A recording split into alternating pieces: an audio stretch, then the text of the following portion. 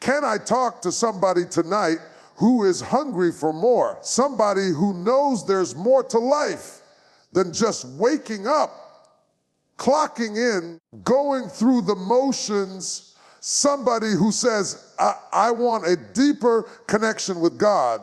I want to know my purpose. I want to live with clarity and power. Listen, prayer is not just a ritual. Prayer is your lifeline. It is how you connect heaven to earth, how you align your spirit with the will of God. And if you've been feeling stuck, confused, distant from Him, tonight we're going to fix that. I'm going to give you 4 ways to boost your prayer life, not just to pray longer, but to pray stronger with focus, with fire, and with faith. Because when your prayer life goes to another level, your destiny will start lining up. Your vision will get clearer, and your steps will be guided by God Himself. Somebody say, I'm ready. Because after tonight, you're not just going to pray. You're going to pray with power. If you want to boost your prayer life, the first thing you must do is shift your focus from performance to presence. Too many of us approach prayer like it's a checklist, like we're trying to impress God with how perfect our words sound, how long we can stay on our knees, how holy we appear to other people. But prayer is not about performance. God is not grading you on your vocabulary, your eloquence, the posture you use. He is after your heart. He wants you to show up, to be real, to be present. The enemy would love for you to believe that you're not good enough to pray, that you don't have the right words, that you need to wait until you get yourself together before you can come to God. But the power of prayer is that you come as you are. You come broken, you come tired, you come frustrated, you come weak. And in His presence, you find strength, you find clarity, you find healing. When you shift from performance to presence, prayer stops feeling like pressure.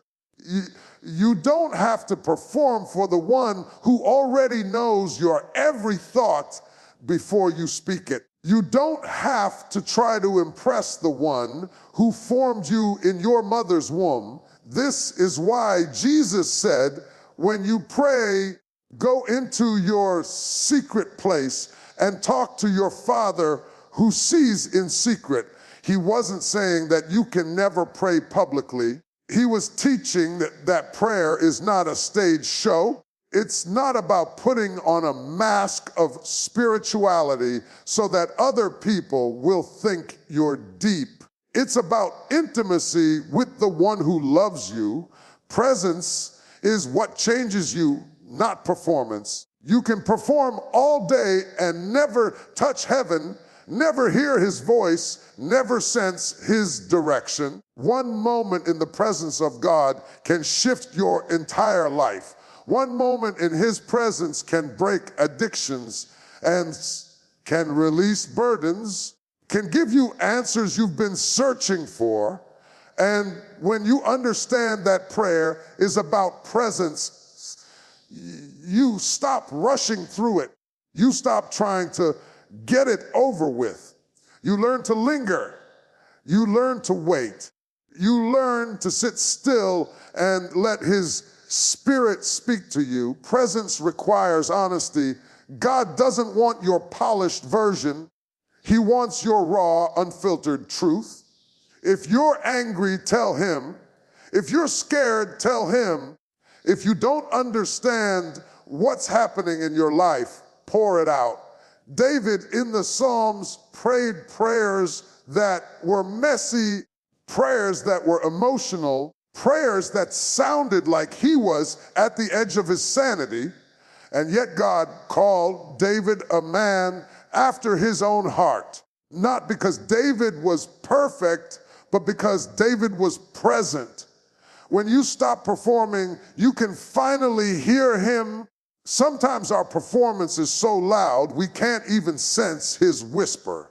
But when you quiet yourself and focus on just being with him, you create space for his presence to fill the room, fill your heart, fill your mind.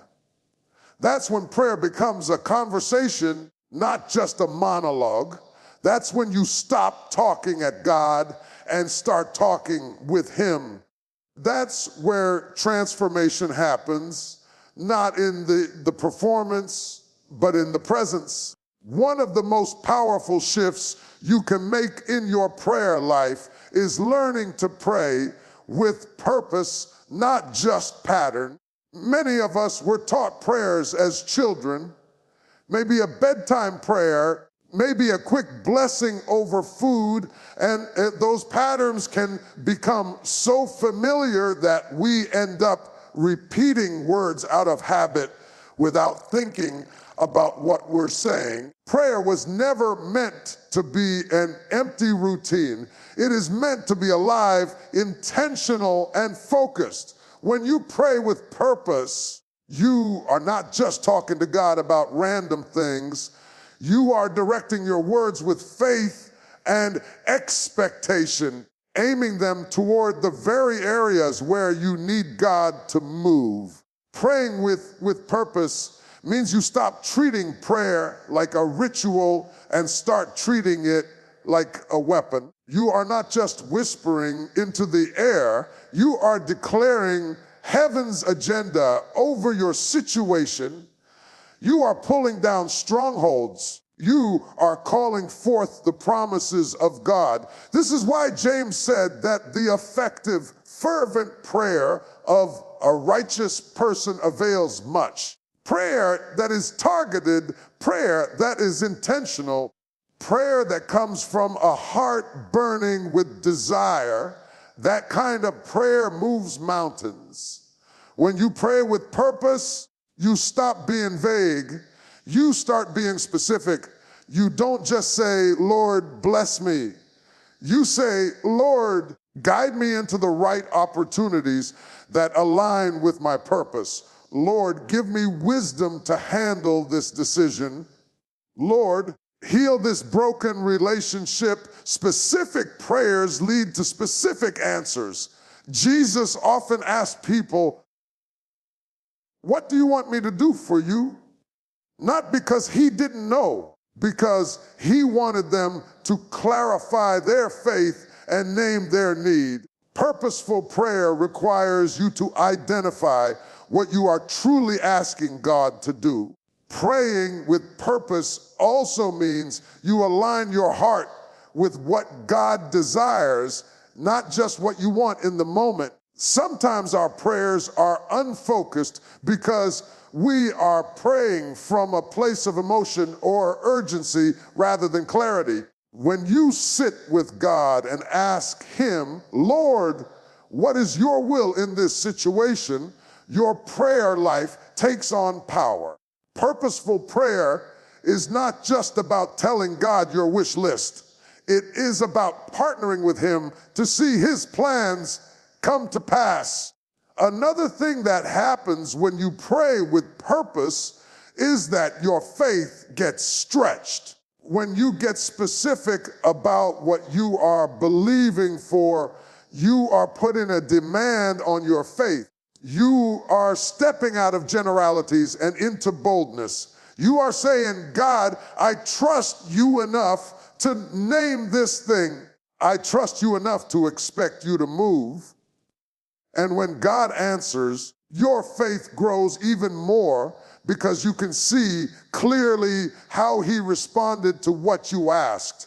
Purposeful prayer changes your posture. You pray with focus. You pray with urgency. You pray with expectation. You stop rushing through your time with God and start digging in. You may even start keeping a journal of what you prayed for so you can track how he answered. Prayer becomes less of a duty and more of a dialogue. less of a chore and more of a channel through which God's power flows into your life. When prayer becomes a lifestyle and not just an event, everything in your life begins to shift.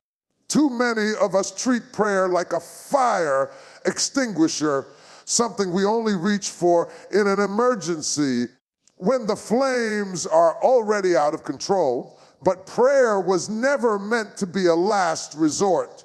It was meant to be your first response. When prayer is woven into the rhythm of your day, it stops being a scheduled appointment and starts being the atmosphere you live in.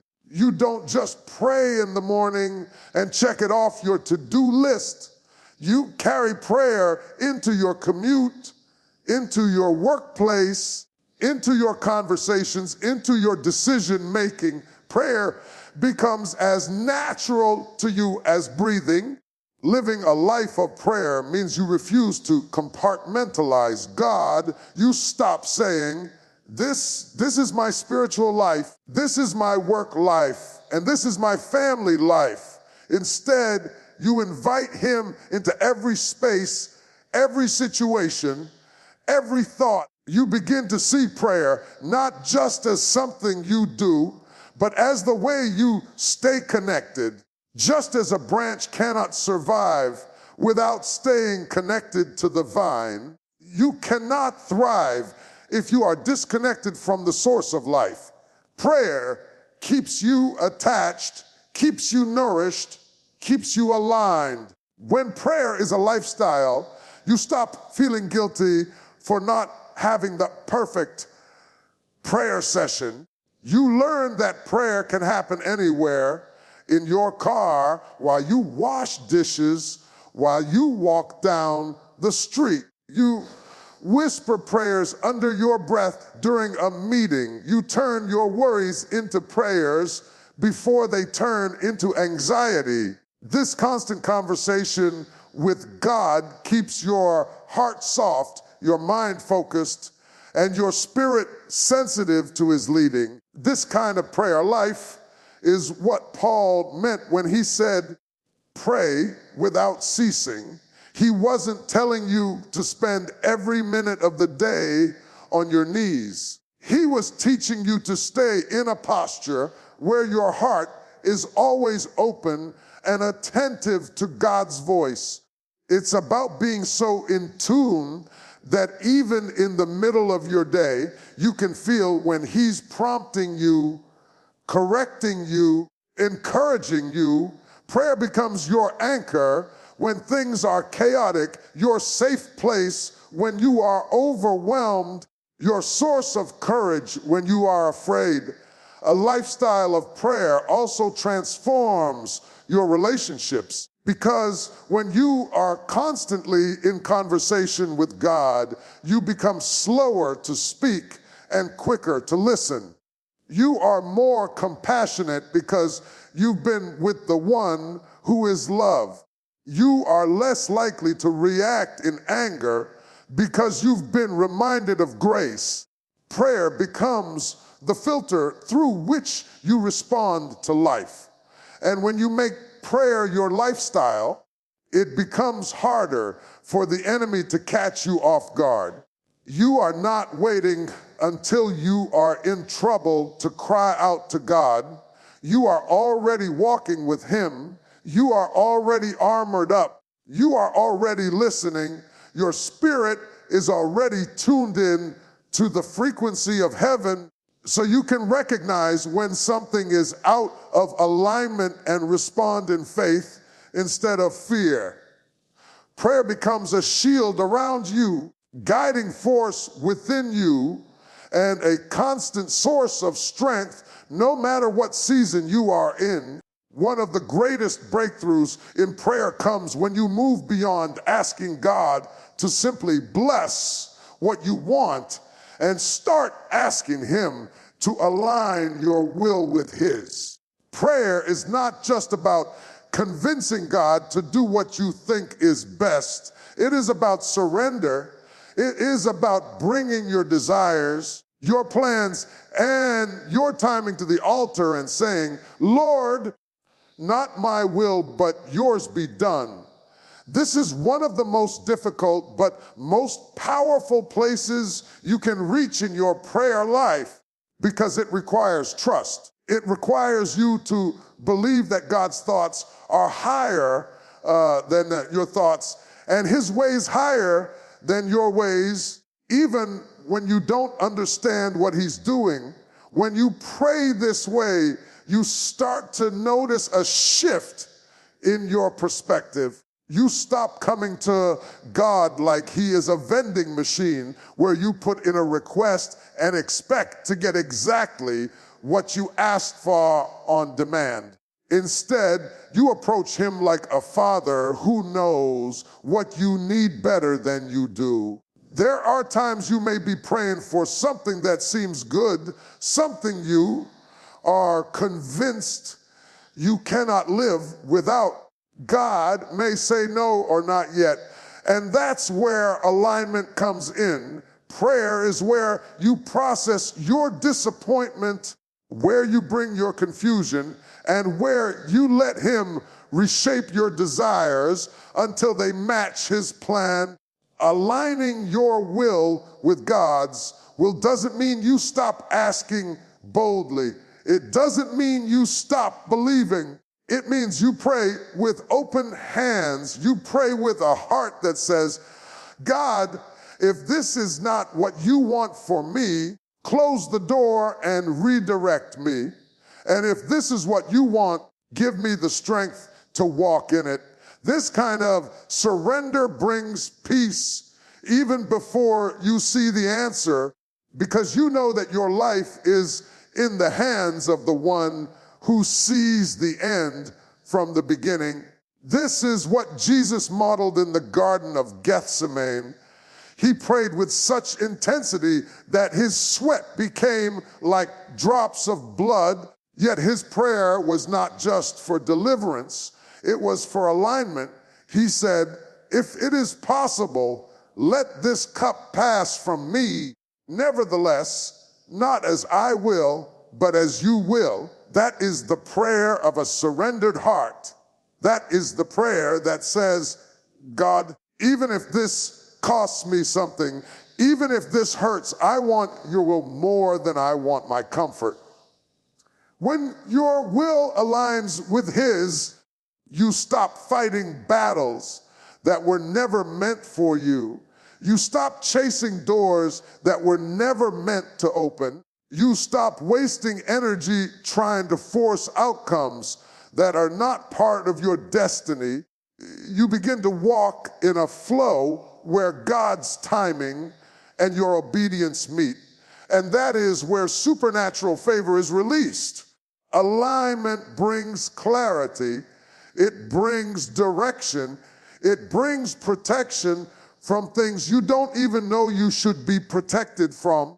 And the more you practice aligning your will with his in prayer, the more your heart becomes like his. You begin to desire what he desires.